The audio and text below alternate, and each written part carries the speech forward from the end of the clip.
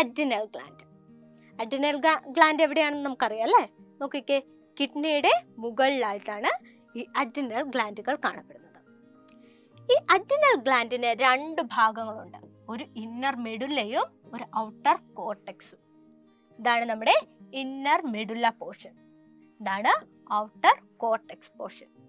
അപ്പോൾ inner medulla 2 ഹോർമോണുകളെയാണ് secrete ചെയ്യുന്നത്. ഏതൊക്കെയാണ്? എപ്പിനെഫ്രിനും നോർ എപ്പിനെഫ്രിനും, അല്ലെങ്കിൽ അഡ്രിനാലിനും നോർ അഡ്രിനാലിനും. ഔട്ടർ കോർട്ടെക്സ് ആകുമ്പോഴോ 3 ഹോർമോണുകളെ സെക്രീറ്റ് ചെയ്യുന്നുണ്ട്. ഏതൊക്കെയാണ്?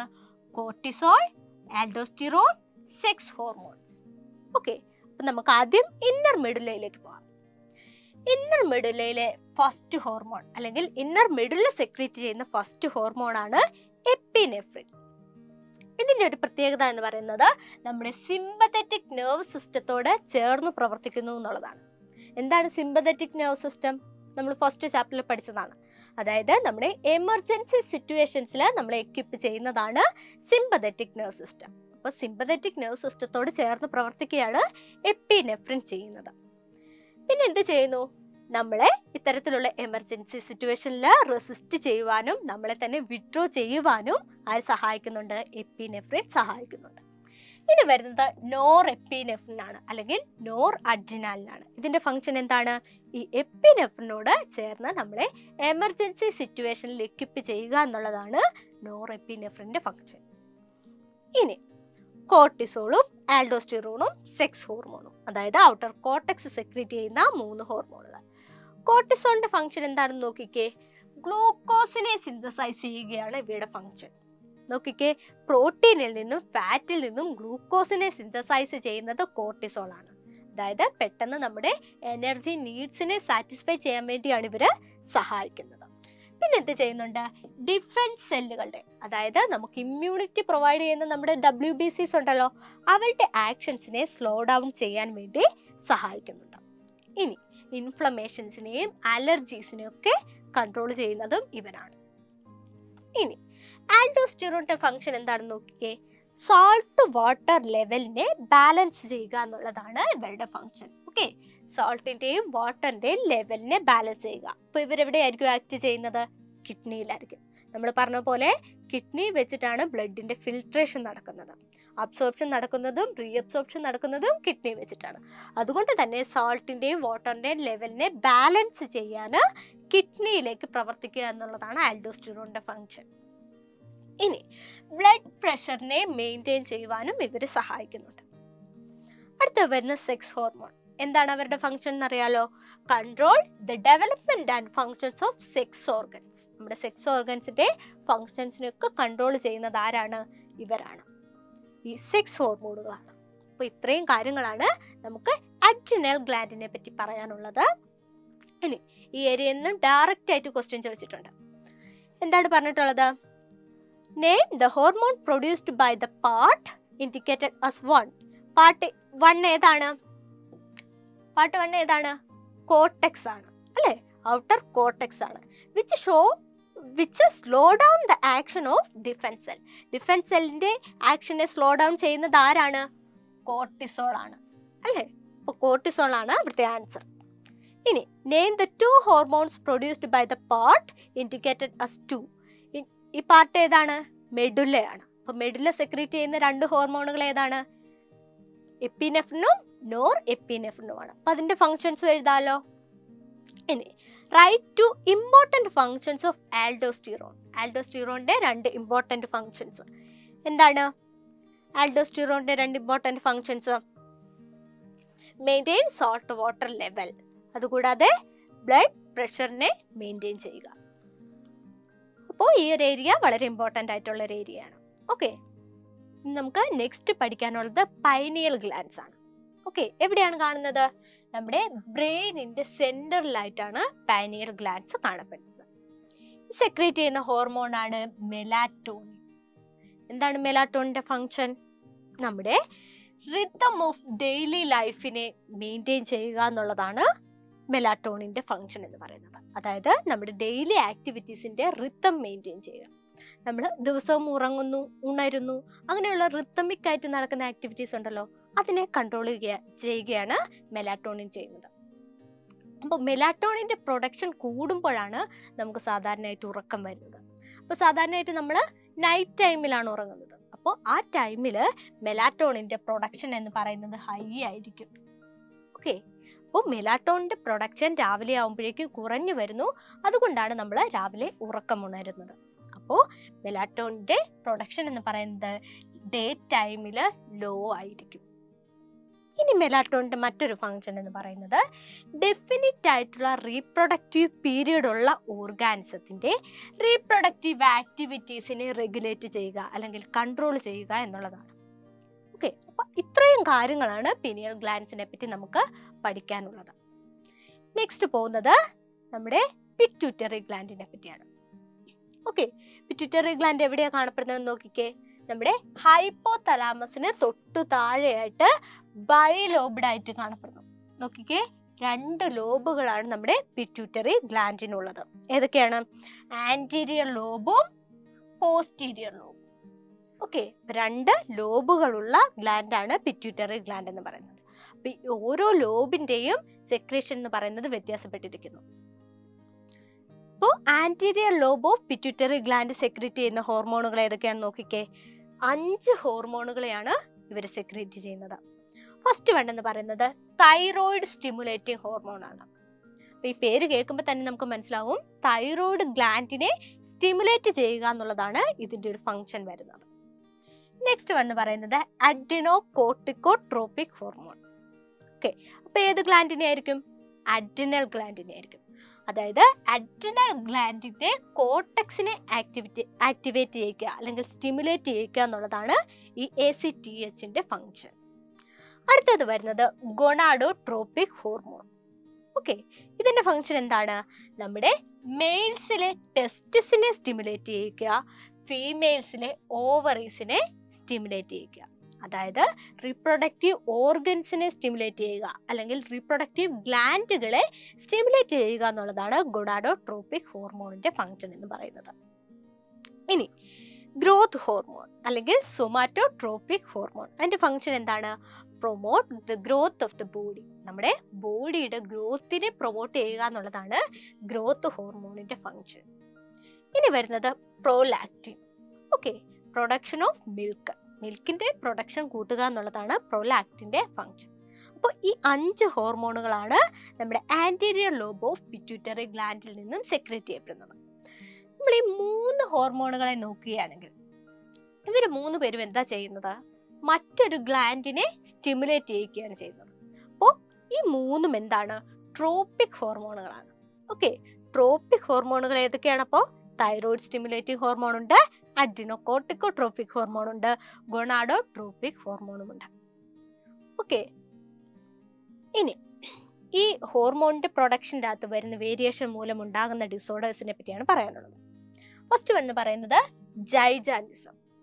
നമ്മുടെ ഗ്രോത്ത് ഹോർമോണിന്റെ പ്രൊഡക്ഷൻ കൂടുന്നത് മൂലം അല്ലെങ്കിൽ ഓവർ സെക്രീഷൻ ഓഫ് സൊമാറ്റോട്രോപിൻ മൂലം ഉണ്ടാകുന്നതാണ് ജൈജാനിസം എന്ന് പറയുന്നത്.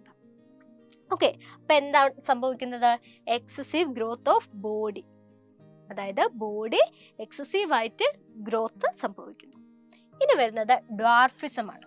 ഇതിന്റെ നേരെ ഓപ്പോസിറ്റ് ആയിട്ടുള്ള കാര്യം സംഭവിക്കുന്നു. അതായത് അണ്ടർ സെക്രീഷൻ ഓഫ് സൊമാറ്റോട്രോപിൻ ആണ്. അതായത് ഗ്രോത്ത് ഫേസിൽ സൊമാറ്റോട്രോഫിന്റെ പ്രൊഡക്ഷൻ കുറയുന്നത് മൂലമാണ് ഡ്വാർഫിസം ഉണ്ടാകുന്നത്. അപ്പോൾ ഗ്രോത്ത് എന്ന് പറയുന്നത് വളരെ കുറവായിരിക്കും. ഇനി അക്രോമെഗാലി. അക്രോമെഗാലി എന്ന് പറയുന്നത് എന്താണ്? എക്സസീവ് പ്രൊഡക്ഷൻ ഓഫ് സൊമാറ്റോട്രോഫിൻ കൊണ്ട് ഉണ്ടാകുന്ന ഒരു ഡിസോർഡർ ആണ്. ഇതിന്റെ പ്രത്യേകത എന്ന് പറയുന്നത് ഗ്രോത്ത് ഫേസിന് ശേഷമാണ് അക്രോമെഗാലി ഉണ്ടാകുന്നത്. അതായത് അക്രോമെഗാലി എന്ന് പറയുന്നത് excessive production of somatotrophin after the growth phase ആണ്. ഇവിടെ വരുമ്പോഴോ ബിഫോർ അല്ലെങ്കിൽ ഡ്യൂറിങ് ദ ഗ്രോത്ത് ഫേസ് ആണ്. ഇനി growth of the bones on the face, jaws and finger, ഇതാണ് ഇതിന്റെ മെയിൻ ആയിട്ടുള്ള സിംറ്റം എന്ന് പറയുന്നത്. അതായത് ഫേസിലും ജോസിലും ഫിംഗേഴ്സിലും ഒക്കെ ഉള്ള ബോണുകൾ എക്സസീവായിട്ട് ഗ്രോത്ത് ഉണ്ടാവുന്നു. ഇതാണ് നമ്മുടെ ഡോർഫിസവും ജൈജാനിസവും ഒക്കെ കൊടുത്തിട്ടുള്ളത് അക്രോമെഗാലി. പറയാനുള്ളത് പോസ്റ്റീരിയർ ലോബ് ഓഫ് പിറ്റ്യൂട്ടറി ഗ്ലാൻഡിനെ പറ്റിയാണ്. ഇതിന്റെ പ്രത്യേകത എന്ന് പറയുന്നത് നമ്മുടെ ന്യൂറോ സെക്രട്ടറി സെൽസ്, ഹൈപ്പോതലാമസിന്റെ ന്യൂറോ സെക്രട്ടറി സെൽസ് പ്രൊഡ്യൂസ് ചെയ്യുന്ന ഹോർമോണുകളെ സ്റ്റോർ ചെയ്യുക എന്നുള്ളതാണ് ഇവരുടെ ഫങ്ഷൻ. അപ്പൊ ഏതൊക്കെ ഹോർമോണുകളെയാണ് ഈ ഹൈപ്പോതലാമസ് പ്രൊഡ്യൂസ് ചെയ്യുന്നത്? ഓക്സിറ്റോസിനും വാസോപ്രസിനും. ഓക്കെ, ഈ രണ്ട് ഹോർമോണുകളെ സെക്രീറ്റ് ചെയ്യുന്നത് നമ്മുടെ ഹൈപ്പോതലാമസ് ആണ്. ഇതിനെ സ്റ്റോർ ചെയ്യുന്നത് പിറ്റ്യൂട്ടറി ഗ്ലാൻഡ് ആണ്. ആവശ്യ സമയത്ത് ഈ ഹോർമോണുകളെ റിലീസ് ചെയ്യുന്നതും നമ്മുടെ പിറ്റ്യൂട്ടറി ഗ്ലാൻഡ് ആണ്. ഇനി നമുക്ക് പറയാനുള്ളത് ഓക്സിറ്റോസിന്റെയും വാസോപ്രസിന്റെയും ഫംഗ്ഷൻ ആണ്. ഓക്സിറ്റോസിന്റെ ഫംഗ്ഷൻ എന്താണ്? Facilitate child birth. ചൈൽഡ് ബർത്തിനെ ഫെസിലിറ്റേറ്റ് ചെയ്യുക എന്നുള്ളതാണ്. നമുക്കറിയാം യൂട്രസിന്റെ ഒക്കെ വാളിലുള്ളത് ഏത് ടൈപ്പ് മസിലാണ്? സ്മൂത്ത് മസിൽസ് ആണ്. അപ്പോൾ സ്മൂത്ത് മസിൽസിന്റെ കൺട്രാക്ഷൻ നടക്കുകയും അതുവഴി ചൈൽഡ് ബർത്തിനെ ഫെസിലിറ്റേറ്റ് ചെയ്യുകയും ചെയ്യുന്നത് ഓക്സിറ്റോസിൻ ആണ്. അടുത്ത ഓക്സിറ്റോസിന്റെ ഫംഗ്ഷൻ എന്ന് പറയുന്നത് ഫെസിലിറ്റേറ്റ് ചൈൽഡ് ബർത്ത് എന്നുള്ളതാണ്. ഫെസിലിറ്റേറ്റ് ലാക്ടേഷൻ എന്നുള്ളതാണ്. അതായത് മുലപ്പാലിന്റെ ഉൽപാദനം കൂട്ടുക എന്നുള്ളത് ഇതിന്റെ ഒരു ഫംഗ്ഷൻ ആണ്. അടുത്ത വരുന്ന വാസോപ്രസിൻ ആണ്. വാസോപ്രസിന്റെ മറ്റൊരു പേരെന്ന് പറയുന്നത് ആന്റി ഡയൂററ്റിക് ഹോർമോൺ എന്നുള്ളതാണ്. ഇതിന്റെ ഫംഗ്ഷൻ എന്താണ്? Help the reabsorption of water in the kidney. കിഡ്നിയിൽ വാട്ടറിന്റെ റീഅബ്സോർപ്ഷൻ പ്രോസസ്സിനെ കൂട്ടുകയാണ് ചെയ്യുന്നത്. ഇനി വരുന്നത് regulation of level of water ആണ്. ബ്ലഡിന്റെ അകത്ത് എങ്ങനെയാണ് വാട്ടറിന്റെ ലെവല് റെഗുലേറ്റ് ചെയ്യപ്പെടുന്നതെന്നാണ് പറയുന്നത്. നമ്മുടെ നോർമൽ വാട്ടർ ലെവലിൽ നിന്ന് എപ്പോഴാണ് ബോഡിയിൽ വാട്ടറിന്റെ കണ്ടന്റ് കൂടുന്നത്? റെയിനി സീസണിലും വിന്റർ സീസണിലും ഒക്കെയാണ്. ഈ സമയത്ത് നമ്മുടെ ബോഡിയിൽ വാട്ടർ കണ്ടന്റ് എന്ന് പറയുന്നത് കൂടുതലായിരിക്കും. ആ സമയത്ത് വാസോപ്രസിന്റെ പ്രൊഡക്ഷൻ കുറയുന്നു. എന്തിനു വേണ്ടിയാണ്? റീഅബ്സോർപ്ഷൻ പ്രോസസ്സിന് കുറവുണ്ടാകാൻ വേണ്ടി. അതായത് എക്സസ് ആയിട്ടുള്ള വാട്ടർ യൂറിനിലൂടെ റിമൂവ് ചെയ്യപ്പെടാൻ വേണ്ടിയാണ് വാസോപ്രസിന്റെ പ്രൊഡക്ഷൻ അവിടെ കുറയുന്നത്. അപ്പൊ എന്തായിരിക്കും? Raises the quantity of urine. യൂറിന്റെ ക്വാണ്ടിറ്റി അവിടെ കൂടുന്നു. ഇതുകൊണ്ടാണ് നമുക്ക് റെയിനി സീസണിൽ ഇടയ്ക്കിടയ്ക്ക് യൂറിനേഷനുള്ള ടെൻഡൻസി ഉണ്ടാകുന്നത്. ഇനി നോർമൽ ലെവലിൽ നിന്ന് കുറവുണ്ടായി കഴിയുമ്പോൾ എന്താ സംഭവിക്കുന്നത്? പ്രൊഡക്ഷൻ ഓഫ് വാസോപ്രസിൻ ഇൻക്രീസ് ചെയ്യുന്നു. അതായത് മാക്സിമം അബ്സോർപ്ഷൻ ഓഫ് വാട്ടർ അവിടെ നടക്കുന്നു. അപ്പോൾ increases the reabsorption of water in the kidney. ആ സമയത്ത് യൂറിന്റെ ക്വാണ്ടിറ്റി എങ്ങനെയായിരിക്കും? കുറവായിരിക്കും. കാരണം എന്താണ്? മാക്സിമം വാട്ടറും അബ്സോർബ് ചെയ്യപ്പെട്ടു. ഓക്കെ, അപ്പൊ ഇങ്ങനെയാണ് വാട്ടർ ലെവല് റെഗുലേറ്റ് ചെയ്യപ്പെടുന്നത്. ഇനി വരുന്നത് വാസോപ്രസിന്റെ പ്രൊഡക്ഷൻ കുറയുന്നത് മൂലമുണ്ടാകുന്ന ഒരു ഡിസോർഡർ ആണ്. അതാണ് ഡയബറ്റിസ് ഇൻസിപ്പിഡസ് എന്ന് പറയുന്നത്. അപ്പോൾ വാസോപ്രസിന്റെ അളവ് കുറഞ്ഞാൽ എന്ത് സംഭവിക്കും? വാട്ടറിന്റെ റീഅബ്സോർപ്ഷൻ എന്ന് പറയുന്നത് കുറയും, അല്ലേ? വാട്ടറിന്റെ റീഅബ്സോർപ്ഷൻ കുറയുന്നു. അപ്പോൾ എക്സസ് ആയിട്ടുള്ള വാട്ടർ എന്ത് ചെയ്യുന്നു? യൂറിൻ്റെ അകത്തൂടെ റിമൂവ് ചെയ്യപ്പെടുന്നു. അപ്പോൾ ഇടയ്ക്കിടയ്ക്ക് യൂറിനേഷനുള്ള ടെൻഡൻസി ഉണ്ടാകുന്നു. ഈ ഒരു കണ്ടീഷനെയാണ് നമ്മൾ ഡയബറ്റിസ് ഇൻസിപ്പിഡസ് എന്ന് പറയുന്നത്. പിന്നെന്താണ്? Increased thirst. ഈ രണ്ട് സിംറ്റംസ് ആണ് ഈ ഒരു ഡിസീസിനുള്ളത്. തേഴ്സ്റ്റ് കൂടുന്നത് എന്തുകൊണ്ടാണ്? വാട്ടർ ഇടയ്ക്കിടയ്ക്ക് റിമൂവ് ആയിക്കൊണ്ടേയിരിക്കുന്നു. അതായത് വാട്ടർ ഫ്രീക്വൻ്റ് ആയിട്ട് റിമൂവ് ആയിക്കൊണ്ടേയിരിക്കുന്നു. അപ്പോൾ ഇടയ്ക്കിടയ്ക്ക് വെള്ളം കുടിക്കുക എന്നുള്ളതാണ് ഇതിന് ഏറ്റവും ബെസ്റ്റ് ആയിട്ടുള്ളൊരു പരിഹാരം വരുന്നത്. ഇനി നമ്മൾ നെക്സ്റ്റ് ഗ്ലാൻഡിലേക്ക് പോവുകയാണ്, ഓവറിയും ടെസ്റ്റിസും. ഫസ്റ്റ് എന്ന് പറയുന്നത് ടെസ്റ്റിസ്. നമുക്കറിയാം ടെസ്റ്റിസ് മെയിലിന്റെ റീപ്രൊഡക്റ്റീവ് ഓർഗൻ ആണ്, അല്ലെ? മെയിൽസിൽ കാണപ്പെടുന്ന ഗ്ലാൻഡ് ആണ് ടെസ്റ്റിസ് എന്ന് പറയുന്നത്. അപ്പോൾ അത് ഏത് ഹോർമോണിനെയാണ് പ്രൊഡ്യൂസ് ചെയ്യുന്നത്? ടെസ്റ്റോസ്റ്റിറോണിനെയാണ്. ഓക്കെ, ടെസ്റ്റോസ്റ്റിറോണിന്റെ ഫങ്ഷൻസ് എന്തൊക്കെയാണെന്നാണ് ഇനി പറയുന്നത്. സെക്കൻഡറി സെക്ഷുവൽ ക്യാരക്ടേഴ്സിനെ കൺട്രോൾ ചെയ്യുന്നു. ഓക്കെ, സെക്കൻഡറി സെക്ഷുവൽ ക്യാരക്ടേഴ്സ് എന്തൊക്കെയാണ്? Secondary sexual characters change in voice. നമുക്കറിയാം പ്രായപൂർത്തിയായി കഴിയുമ്പോഴേക്കും പുരുഷന്മാരിൽ അല്ലെങ്കിൽ ആൺകുട്ടികളിൽ സൗണ്ടിനൊക്കെ വ്യത്യാസം ഉണ്ടാകുന്നുണ്ട്. പിന്നെ സ്ത്രീകളെ അപേക്ഷിച്ച് കുറച്ചുകൂടി ഒരു ബോൾഡ് ആയിട്ടുള്ള സൗണ്ടാണ് പുരുഷന്മാർക്കുള്ളത്. അപ്പൊ ഇതിനൊക്കെ സഹായിക്കുന്നത് ആരാണ്? നമ്മുടെ ടെസ്റ്റോസ്റ്റിറോൺ ആണ്. Growth of hair. ഡിഫറെൻ്റ് ആയിട്ടുള്ള ബോഡി പാർട്സിലും റീപ്രൊഡക്റ്റീവ് ഏരിയാസിലും ഒക്കെ എന്തുണ്ടാവുന്നുണ്ട്? ഹെയർ ഗ്രോത്ത് ഉണ്ടാവുന്നുണ്ട്. അതിനെ കൺട്രോൾ ചെയ്യുന്നത് നമ്മുടെ ടെസ്റ്റോസ്റ്റിറോൺ ആണ്. ഇനി വരുന്നത് ഡെവലപ്മെന്റ് ഓഫ് റീപ്രൊഡക്റ്റീവ് ഓർഗൻ ആണ്. നമുക്കറിയാം പ്രൈമറി റീപ്രൊഡക്റ്റീവ് ഓർഗൻ എന്ന് പറയുന്നത് ടെസ്റ്റിസ് ആണ്. അതുകൂടാതെ റീപ്രൊഡക്റ്റീവ് പാർട്ടുകളും ഓർഗൻസും ബോഡിയിലുണ്ട്. അതിൻ്റെ ഡെവലപ്മെന്റിന് സഹായിക്കുന്നത് നമ്മുടെ ടെസ്റ്റോസ്റ്റിറോൺ ആണ്. ഇനി വരുന്നത് സ്പേമിന്റെ പ്രൊഡക്ഷൻ ആണ്. അതായത് മെയിൽ ഗ്യാമേറ്റിന്റെ പ്രൊഡക്ഷൻ നടത്തുന്നത് ടെസ്റ്റോസ്റ്റിറോണിന്റെ ഹെൽപ്പോട് കൂടിയാണ്. ഇനി ഓവറി എന്ന് പറയുന്നത് ഫീമെയിലിന്റെ റീപ്രൊഡക്റ്റീവ് ഓർഗൻ ആണ്. ഫീമെയിൽ കാണപ്പെടുന്ന ഗ്ലാൻഡ് ആണ് ഓവറി എന്ന് പറയുന്നത്. 2 തരത്തിലുള്ള ഹോർമോണുകളെയാണ് ഓവറി സെക്രീറ്റ് ചെയ്യുന്നത്. ഏതാണ്? ഈസ്ട്രോജനും പ്രൊജസ്റ്റിറോണും. ഓക്കെ, ഫസ്റ്റ് വരുന്നത് പറയുന്നത് ഈസ്ട്രോജൻ. ഈസ്ട്രോജന്റെ ഫംഗ്ഷൻ എന്താണെന്ന് നോക്കിയേ. Control secondary sexual characters. നമ്മൾ മെയിൽസിൽ പറഞ്ഞ അതേ കാര്യങ്ങൾ തന്നെ സെക്കൻഡറി സെക്ഷൽ ക്യാരക്ടേഴ്സ് ഉണ്ടാകുന്നതിനെ കൺട്രോൾ ചെയ്യുന്നത് ഈസ്ട്രോജൻ ആണ്. അടുത്ത് വരുന്നത് controls ovulation and menstruation cycle. എന്താണ് ഓവുലേഷൻ? മെച്ചുർ ആയിട്ടുള്ള ഓവം അല്ലെങ്കിൽ എഗ്ഗ് ഓവറിയിൽ നിന്ന് റിലീസ് ആവുന്ന പ്രോസസ്സാണ് ഓവുലേഷൻ, അല്ലേ? ഇനി മെൻസ്ട്രൽ സൈക്കിളോ, നമ്മുടെ യൂട്രസിന്റെ ഇന്നർ വാള് ഷെഡ് ഓഫ് ചെയ്ത് പോകുന്ന പ്രോസസ്സാണ് മെൻസ്ട്രൽ സൈക്കിൾ എന്ന് പറയുന്നത്. അപ്പോൾ ഈ 2 പ്രോസസ്സിനെയും കൺട്രോൾ ചെയ്യുന്നത് ആരാണ്? ഈസ്ട്രോജൻ ആണ്. ഇനി പ്രൊജസ്റ്റിറോൺ. എന്താണ് പ്രൊജസ്റ്റിറോണിന്റെ ഫംഗ്ഷൻ? ഇത് തന്നെ, control ovulation and menstrual cycle. പിന്നെന്താണ്? Implantation of embryo in the uterus. യൂട്രസിനുള്ളിൽ എംബ്രിയോനെ ഇംപ്ലാന്റ് ചെയ്യുക എന്നുള്ളതാണ് പ്രൊജസ്റ്റിറോണിന്റെ മറ്റൊരു ഫംഗ്ഷൻ. എംബ്രിയോ എന്താണെന്ന് അറിയാമല്ലോ. നമ്മുടെ സ്പേമും ഓവവും കൂടെ ഫ്യൂസ് ചെയ്ത് കഴിഞ്ഞ് പുതിയൊരു കുഞ്ഞുണ്ടാകുന്നതിന്റെ സ്റ്റാർട്ടിംഗ് ആണ് എംബ്രിയോ എന്ന് പറയുന്നത്. അപ്പോൾ എംബ്രിയോനെ യൂട്രസിൽ ഇംപ്ലാന്റ് ചെയ്യുക എന്നുള്ളത് ഇതിൻ്റെ ഒരു ഫംഗ്ഷൻ ആണ്. ഇനി നമ്മൾ നെക്സ്റ്റ് ഗ്ലാൻഡിലേക്ക് പോവുകയാണ്, ഹൈപ്പോതലാമസ്. ഓക്കെ, നമ്മുടെ പ്രൈം കൺട്രോളർ ആണ് ഹൈപ്പോതലാമസ് എന്ന് പറയുന്നത്. എങ്ങനെയാണ് ഇത് കൺട്രോൾ ചെയ്യുന്നതെന്ന് ചോദിച്ചാൽ, ഇത് നമ്മുടെ പിറ്റ്യൂട്ടറി ഗ്ലാൻഡിനെ കൺട്രോൾ ചെയ്യുന്നു. പിറ്റ്യൂട്ടറി ഗ്ലാൻഡ് നമ്മുടെ ഹൈപ്പോതലാമസുമായിട്ട് അസോസിയേറ്റ് ചെയ്ത് കാണുന്നതെന്ന് പറഞ്ഞു, അല്ലേ? അപ്പോൾ പിറ്റ്യൂട്ടറി ഗ്ലാൻഡിനെ കൺട്രോൾ ചെയ്യുന്നു. പിറ്റ്യൂട്ടറി ഗ്ലാൻഡ് എന്ത് ചെയ്യുന്നു? മറ്റ് ഗ്ലാൻഡുകളെ കൺട്രോൾ ചെയ്യുന്നു. നമ്മൾ പഠിച്ചായിരുന്നു ട്രോപ്പിക് ഹോർമോണുകളെ സെക്രീറ്റ് ചെയ്യുന്നത് പിറ്റ്യൂട്ടറി ഗ്ലാൻഡ് ആണ്. അപ്പോൾ ഇത്തരത്തിലാണ് ഹൈപ്പോതലാമസ് നമ്മുടെ ഗ്ലാൻഡുകളെ കൺട്രോൾ ചെയ്യുന്നത്. അപ്പോൾ ഹൈപ്പോതലാമസ് റിലീസിങ് ഹോർമോണുകളെ സെക്രീറ്റ് ചെയ്യുമ്പോൾ ആര് സ്റ്റിമുലേറ്റ് ചെയ്യപ്പെടും? പിറ്റ്യൂട്ടറി ഗ്ലാൻഡിന്റെ ആന്റീരിയർ ലോബ് സ്റ്റിമുലേറ്റഡ് ആകും. ആ സമയത്ത് എന്താ സംഭവിക്കുന്നത്? നമ്മുടെ ട്രോപ്പിക് ഹോർമോണുകൾ സെക്രീറ്റ് ചെയ്യപ്പെടും. ഏതൊക്കെയായിരുന്നു?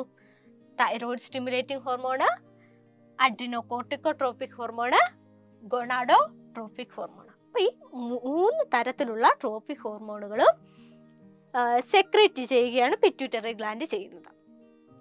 ഇനി ഈ ട്രോപ്പിക് ഹോർമോണുകളുടെ പ്രവർത്തനം നിൽക്കേണ്ട സമയത്ത് ഹൈപ്പോതലാമസ് ഇൻഹിബിറ്ററി ഹോർമോണുകളെ സെക്രീറ്റ് ചെയ്യുന്നു.